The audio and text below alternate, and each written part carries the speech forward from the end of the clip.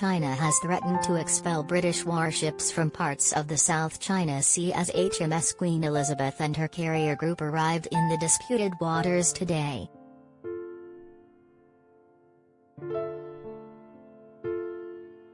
The £3 billion aircraft carrier, affectionately dubbed Big Lizzie, is set to sail through Beijing's backyard alongside 8 other vessels in a show of strength to Xi Jinping.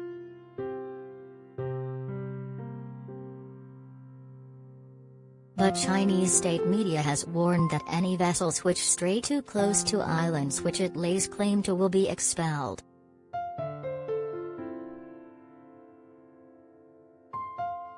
Meanwhile, a Chinese academic also told state media that China welcomes friends with wine but deals with wolves with a shotgun.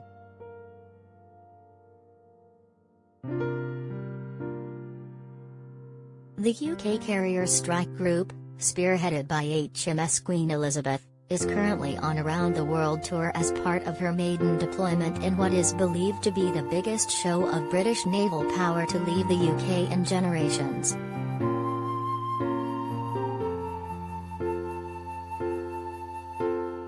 Vessels have already sailed through the Mediterranean to the Red Sea via the Suez Canal, then from Oman to India where the British ships took part in joint military exercises with the Indian Navy.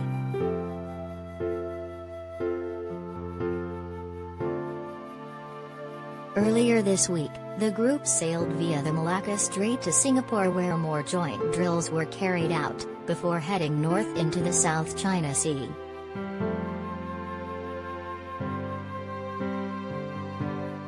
There, Queen Elizabeth plans to carry out freedom of navigation operations designed as a rebuke to China, which claims part of the sea as its own in violation of international treaties.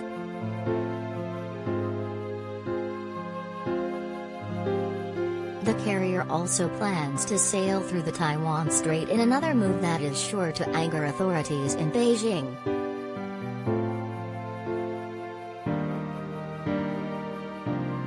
Chinese state mouthpiece Global Times reported on Tuesday that China will also be carrying out 2 separate sets of military drills in the sea at the same time, warning British vessels to stay away.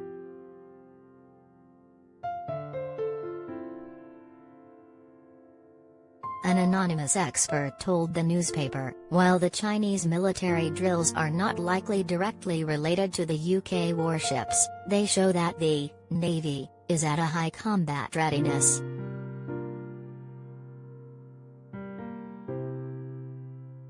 Just like US warships that intruded Chinese islands and reefs in the region, if UK vessels do the same, they will also be expelled.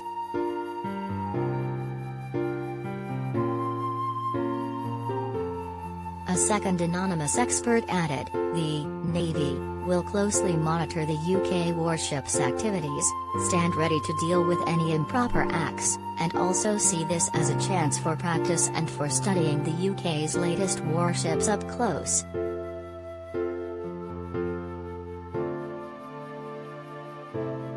After sailing through the South China Sea, the carrier group will take part in exercise Basama Gold with Malaysia, Singapore, Australia, and New Zealand.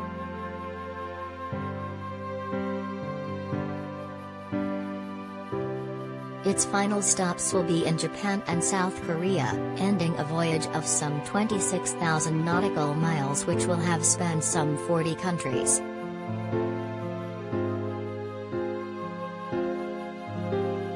Following joint exercises with the Navy of Singapore, Commodore Steve Morehouse, who leads the carrier group, said, "The Royal Navy has huge affection for Singapore based on our history together, but Singapore is also a beacon of enterprise in a region that is growing in strategic importance."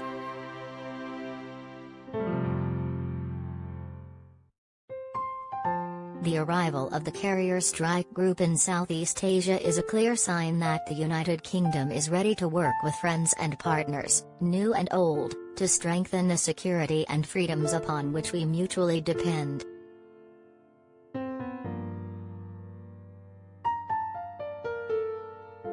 We are grateful to Singapore for supporting an important logistics stop for RFA Tidespring as the carrier strike group continues our program at sea.